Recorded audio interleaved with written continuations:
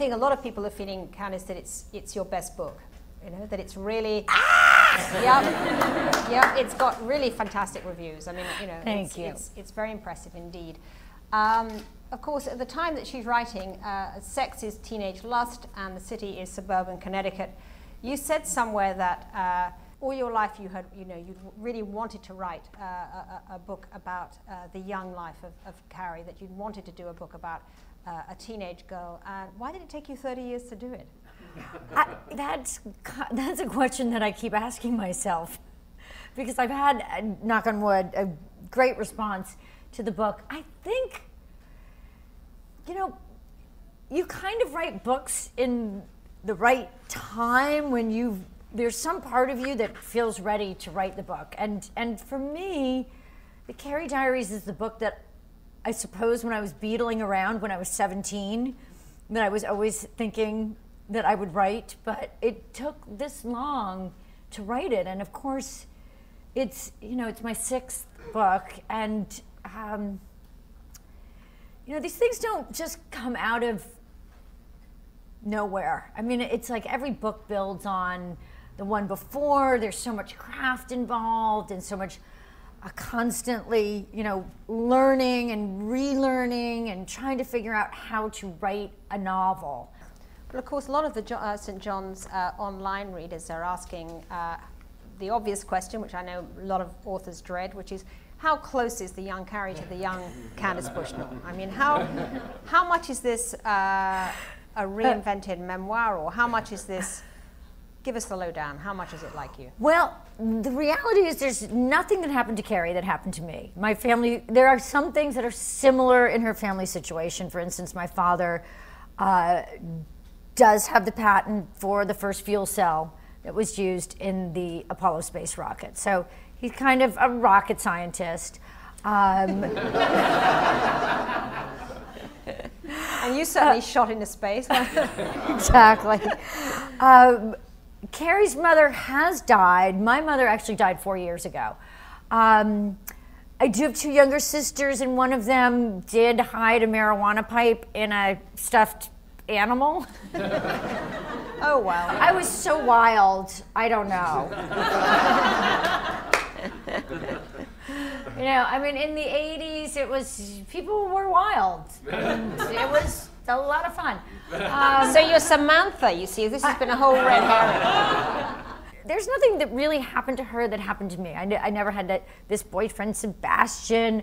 I don't really think I had much of any boyfriends in high school at all.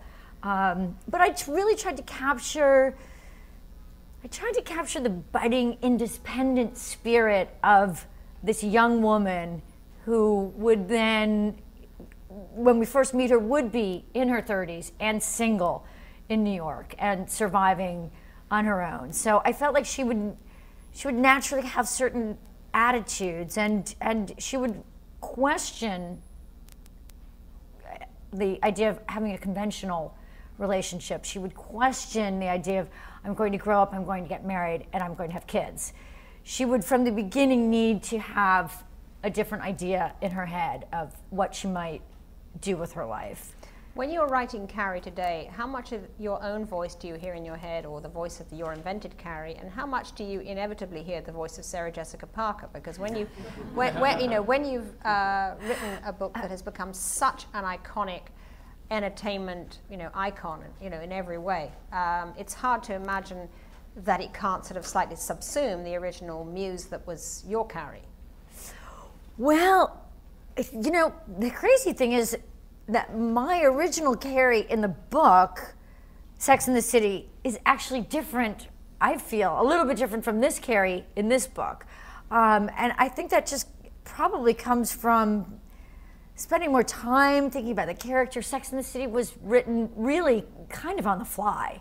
It was a weekly column, and Tuesday mornings were, Monday nights and Tuesday mornings were nightmarish, because if that copy wasn't done by 5 o'clock on Monday afternoon, it certainly was going to have to be done by 5 o'clock on Tuesday morning.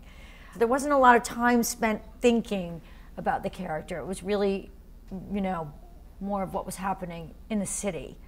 So you've been able to separate. So your young Carrie, really, you've sort of managed to reinvent her in a sense, away from the Sarah Jessica Parker voice. Well, I think she kind of has her own voice, but so many people have said that when they read the book, they hear Sarah Jessica Parker's voice, which I think is fantastic. I'm absolutely thrilled by that.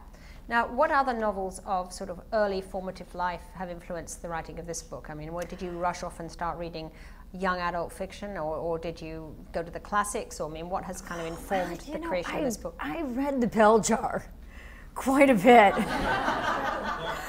which is, you know, I think if my editor heard that, I think when I told her I was reading The Bell Jar about 10 times, she was probably pulling out her hair, because of course The Bell Jar is about a young woman who moves to New York, and she goes crazy.